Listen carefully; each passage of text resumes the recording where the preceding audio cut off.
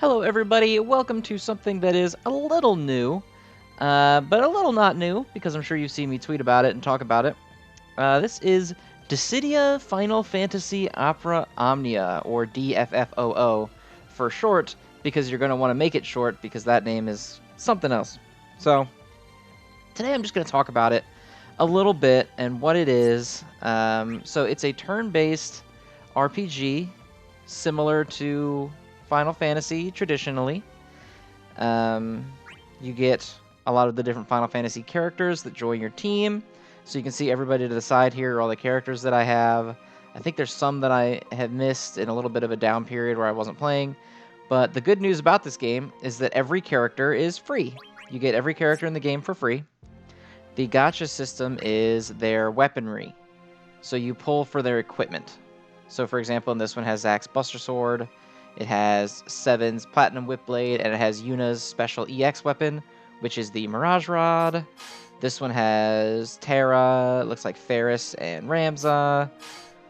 I don't know who you are, girl from Type 0, Kate Sith and Snow, Noctis, Irvine, Rem, Pain, Firion, and Waka. So there's three different kinds of weapon tier, right? So you see these ones that don't really have a character face behind them? Can I get... Yeah, so see how it's a CP 15? That's what everyone calls their 15 CP weapon. It's like their basic weapon. You usually get one copy of these for free from events. Then the ones with the faces, see it's a CP 35. That's what everyone calls their 35 CP weapon. That is gacha only. And then the ones with the glow in the background, you can see behind it here, that is the EX weapon. They all have 70 CP at base, and they add an additional special attack skill. So in this game, all the characters are free. It's their weapon equipment that isn't free. The characters are free, and their armor is free as well. So you have to equip a character with, right here, weapon and armor. Armor is all free. Weapon is not free, basically. So gachas are just for weapons. Gachas, there's a what do you call it? Mercy clause in this game, where if you do 15 multis, you can just have the EX. That's a lot, and you're probably not going to get there as a free-to-play player too often, unless you grind really hard. I know that some people really go in and put the work in, and do 100% of everything, and then yeah, you'll get a pretty good amount. Like someone in my Discord server the other day told me that October looks like you could get about 50,000 gems, and 15 multis is 75,000. So it is definitely doable if you're gonna put all the time in, but you really got to put the work in. Okay. Also, some characters have alternate costumes. Like Noctis has one, for example. He's got his basic outfit, and then he has his king outfit that he wears at the end of the game, which is pretty cool. Not everybody has them, but a lot of characters do. Your party consists of 3 characters. There's no defined role restriction for what you have to have in your party, so you can do anything. Right now, I run Noctis, Alize, and the Warrior of Light because they're my best characters. I think most people traditionally run a DPS character, a support character, and a tank, but I know that changes based on the event, or, you know, if the event's good against magic, or if it's good against melee attacks, you switch stuff around. This is the default story mode screen. This is part 1 of story mode. So each one of these little chapters is a stage for story mode, and then you can go to Act 2.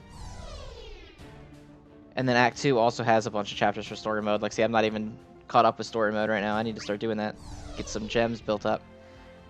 And then these guys at the bottom are like special content. So events are the current events that are up.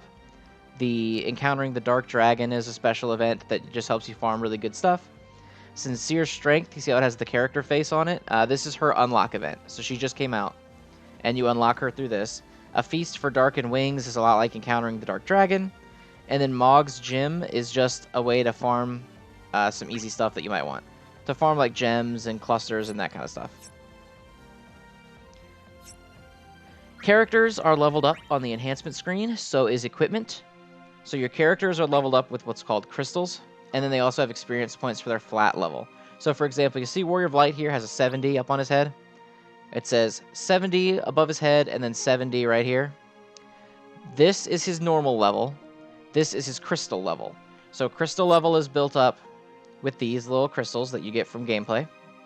And your normal level is built through experience points that you get by gameplay or by using chocobo feathers. If you give somebody a chocobo feather, it will raise their level up, and then you can use as many as you need. Weapons are the same way. You pick the weapon that you want to upgrade. It's this one. Then you can feed it either other weapons, orbs, or you can feed it what are called power stones that increase its limit break.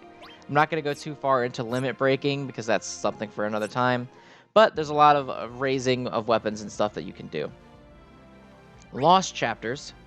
Lost chapters are how you get characters that had already come out before and went away.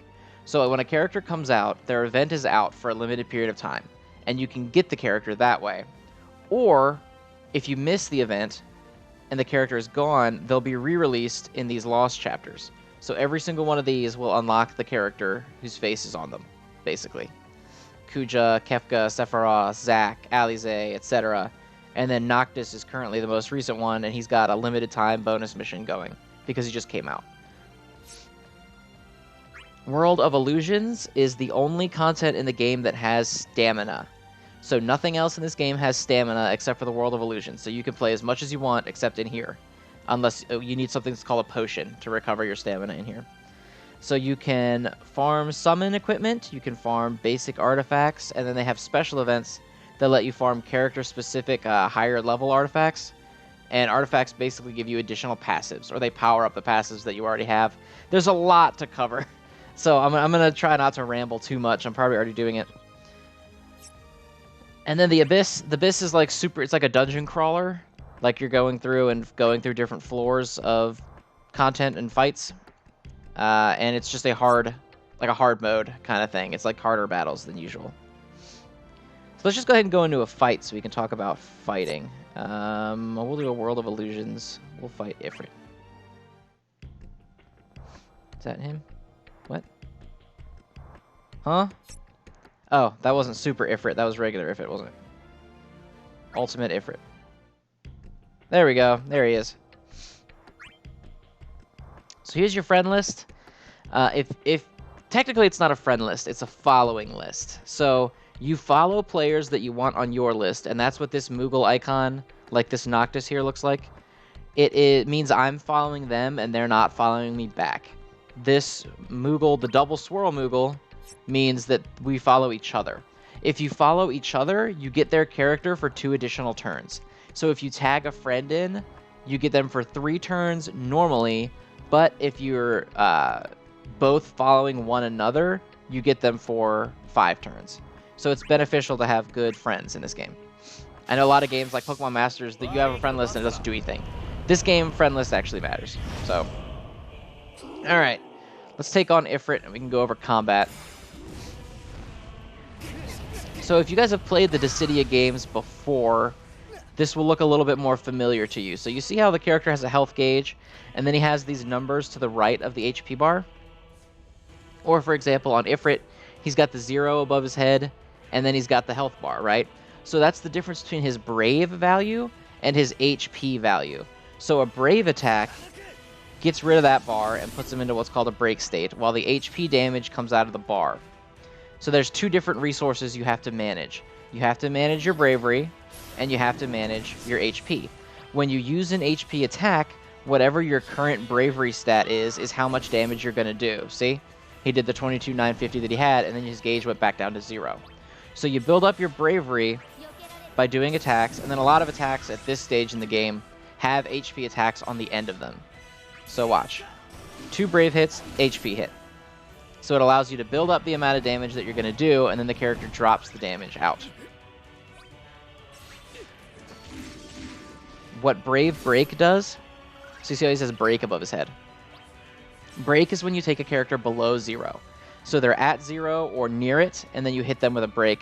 You get this, what this break bonus is up at the top, the 4,500, divided among everyone. So it adds a little bit more break, or not, a little bit more brave to what you're doing.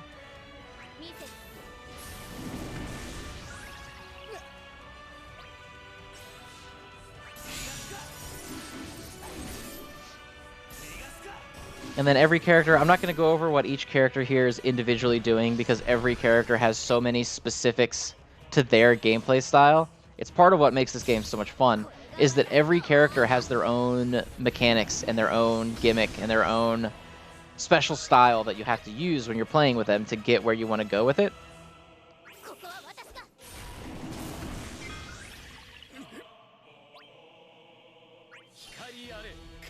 For example, I'll do the Warrior of Light because he's easy. So the Warrior of Light's a tank. And his job is to block. So that move that I'm using where you see the shield go up over my characters is it gives them an additional HP or Brave damage shield. So it prevents the enemy from taking Brave away from them, and it prevents the enemy from breaking them. So when you use a Brave attack on an opponent, you know, the getting them below 0 that we talked about, what that does is that lowers their ability to damage you. So you fight each other over the same amount of Brave. Like you have, Alize has 6,000. So if you hit him, if you hit Ifrit, it will pull out of Ifrit and go into Alize. Then if Ifrit hits Alize, he will pull out of her pool of Brave and put it into his. That's 100% how bravery works in this game. That's pretty much all I can tell you about bravery. There's actually not that much to bravery, unfortunately. Well, not unfortunately. Why did I say unfortunately? There's just not that much to bravery. It's a simple gameplay mechanic. It seems complex, and that's what I see a lot of people complain about, is they're like, I don't really want to pick the game up because it seems like I have to learn a lot of stuff. And you kind of do, but you kind of don't. So battle is basically learning about your characters, and what your characters do is kind of the extent of it, because the battle system is really not as complex as all these numbers and gauges make it look like, right? We'll fight him again, and I'll try to take you piece by piece through the bravery stuff and all that. So he's starting out with 3787, and he's hitting all of us. It powered him up to that 65, and then because it was an AoE HP hit, it divided it up amongst everyone, so he can't go over his total. Some characters can, Ifrit cannot. So now with Noctis, we're going to use a move, and because Ifrit's at 0, it's going to automatically break him. And then do a little bit of HP damage on the top. Alize, you see, went up to that 13,160. Warrior of Light did that 28,961. See? Now, he doesn't get any Brave from that attack because of Warrior of Light's passive abilities, giving him shields. So that throw buckler that I just did with Warrior of Light gives him a shield.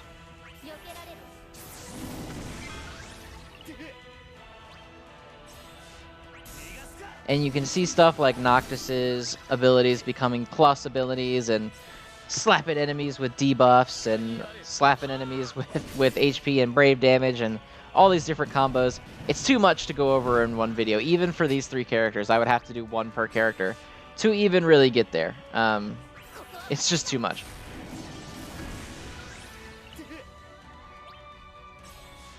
Some characters also have additional skills here. Like with Noctis' set Warp Advance. That is unlocked when you get them to crystal level 70. Not everybody can go to 70 yet. Some cap at 60. I don't think anybody is still stuck at 50. I think everybody can go to 60 now, but they go up in tens. So it used to cap at 50, then it went up to 60, and now it's going up to 70, but we're kind of just starting that movement. So not everybody, I think only 2 groups of units can get up to 70 so far. Eventually more of them will come, but for right now, there's not any.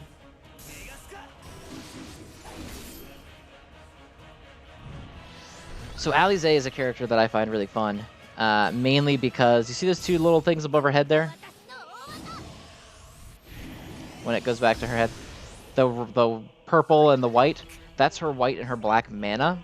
And if you've ever played Final Fantasy XIV, it's directly a red mage mechanic out of Final Fantasy XIV, is managing your white and your black mana to be able to build up attacks. Like, this game is really faithful to the source material each game these characters are coming from. It's very cool to me. I really enjoy stuff like that. So EX attacks. Let's talk about those real quick. See how Warrior of Light has this glowy EX? Remember the EX weapons that we talked about in the banner? Those are the special skills that are unlocked by having the EX weapon. So like if I didn't have Noctis's, I would not be able to use this Conjure Armature skill. For basically every character, you want to have this. I can't think of any character off the top of my head that is really extremely good without having it. I'm sure there's more knowledgeable players than me that will be able to tell you that actually there definitely is one who's really good, but I don't know who it is. So you'll have to forgive me on that front.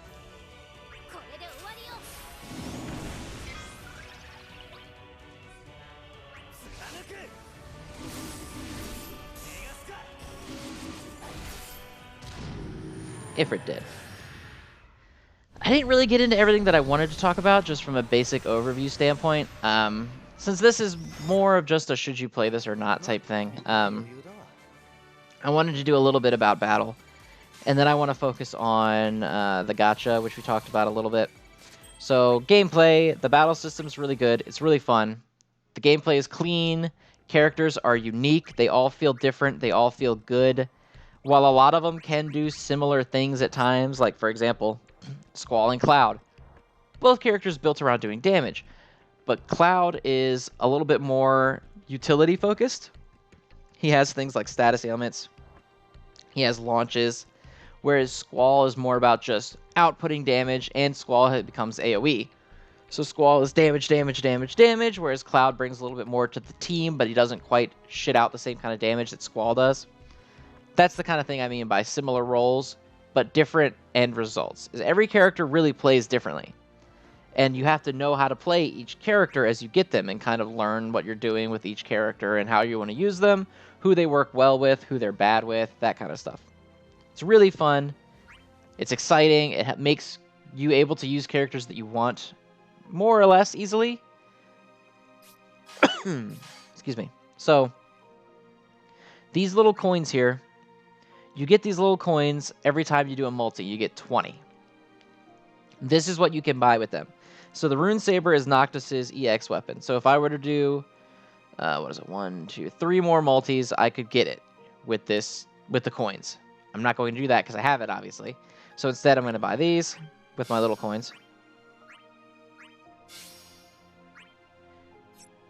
And that's their version of the pity system. Now, the difference between this and something like... this basically works just like Pokemon Masters. You get the coins on a per banner basis. So you can see the number is different on each banner, right? The coins are a per banner basis, so you can't rack up a bunch of multis on one and then buy the EX weapon out of the next one. It doesn't really work that way. 15 multis is kind of a lot, but if you save your stuff up and you really go after like the meta really good characters, you should be okay. But I'm not going to pretend this game is not expensive. That's my big complaint with this game, is it is expensive. So you get these single draw tickets, these are free, and you get a decent amount of gems. Like the single draw tickets are one single summon, so I have 24 single summons for free. And you get a decent amount of gems. Multi-summons are 5-star guaranteed. So every multi, you're going to get at least one 5-star item in it. And it has all the rates in here. So you can see like the Engine Blade. You have a 1.8% chance of getting it from a normal summon, just a single. Or if you do a multi-summon and it is the guaranteed one, you have an 18% chance of it being your guaranteed. So that's what the parentheses are. The parentheses is your odds of that item being the guaranteed one. So like EX Noctis has a 5% chance every multi of getting it, which is good. That's a good rate. But if you're not doing a multi, or it's in any slot of a multi other than the guaranteed slot, you have a 0.5% chance. So multis are definitely the preferred way to get what you want, but those can be expensive and those can be taxing, and that's what the single draw is for. The gem prices are the main reason that this is a very expensive game, in my opinion. So for a normal, not on sale, 12,000 gems is $75. So you get $75 for 2 multis, basically. It's terrible. Terrible rates. They have sales and stuff. Like the wardrobe chest gives you almost 2 multis for $37, and it gives you an alternate costume. So like Noctis's King outfit that we talked about before, or versus his normal one. A couple other characters have them too. Alizé does not. Warrior of Light does, but I didn't get it. Like Cloud has one, Terra has one. A lot of people have them. And they're on sale fairly frequently. So if you do want to buy gems, like this is probably the way I would do it, would be just to get like the wardrobe chests and stuff like that and just save up that way. Because the regular prices are so bad. If you're not buying on sale, you're just, it's a mess. But other than that, I think the game is really good. I think it's really fun. I think that if you're a fan of Final Fantasy, you'll love every second of it because it has all these Final Fantasy characters that you know and that you love and that you grew up with or whatever. And if you're not a fan of Final Fantasy, I still think that you'll really like the game because there's a lot to it. There's a lot to do. There's a ton of content. There's no stamina except for the World of Illusions, but 90% of the time there's no stamina. There's co-op play. You see these little bells up here? It says I have max. Oh, God, I clicked a continent. So you see these little bells that says 5 out of 5? Those are your co-op bells, so you can host co-op 5 times before those run out. And then you have to wait for them to recover. But you can join co-op, like as a guest, as many times as you want. So co-op is also effectively unlimited. You can only host 5 times. And you get special bonuses for being the host. Like you get extra rewards for spending your link bell on it. But if you go in as a guest, you get all the rewards except for the link bell bonuses. And you can do it as much as you want. So literally the only hard-gated content in this game is the World of Illusions via stamina, and you can still recover that with an item. It's called a potion. So you don't have to spend your gacha gems up here on stamina. You never have to do that because you have potions. So you can pretty much just play forever. And there's enough to do, such like a crazy amount of content to do in this game that this could be your only gacha game, and it would still be a struggle to probably keep up with. At a really high level, unless you're really willing to put a lot of time into it. I know it sounds bad, like I just made it sound grindy. It's not super grindy, though. That's the thing, is that you're never sitting there just fighting the same fight like a million times. Because you're doing all these different things, and so it helps break up the monotony. Like, you're never in a point like with Dokkan, where I gotta fight this fight 17 times to get enough medals for these guys, and then I gotta get 35 more for this guy from the same boss. You never have to do that. You never have to do that in this. The closest you get to grinding the same stage over and over again is co-op. Because co-op, you do just run the one fight, but all you have to do to run the one fight in co-op is just get enough of these tokens to buy the items you want out of the shop, and then you're done with the event. Like, I've run this event, I think, for 2 days total. I think I never go as a guest in co-op because I'm lazy. So I only use my 5 bells. So I've run this co-op maybe 10 or 15 times. And I've got almost everything I want. I'm going to get these high crystals, and then I'm out of here. I'm done in this event. So you really never have to go super crazy on doing it. Plus, the gameplay is fun. If you like RPG combat, it's there. It's good. At this point, I'm just kind of rambling, and this video is pretty long, so I'm probably going to cut it short right here and just call it off. But I really think you guys would like it. I would love it if you guys would give it a chance. There is no, clan system or whatever, but I'm happy to add whoever wants to as a friend. And you guys, we can run co-op and stuff like that. My Discord has a chat for it that has active players you guys can talk to. I would love it if everybody would give Dissidia Opera Omnia a try. I think it's a great game. Don't think you'll regret it. Anyway, that's all I have to say, I guess. All I have to say, it's been 25 minutes, but you know what I mean. I wish you guys would play it. I hope you play it. If you do decide to play it, let me know. We'll play. All right, guys. Have a good one.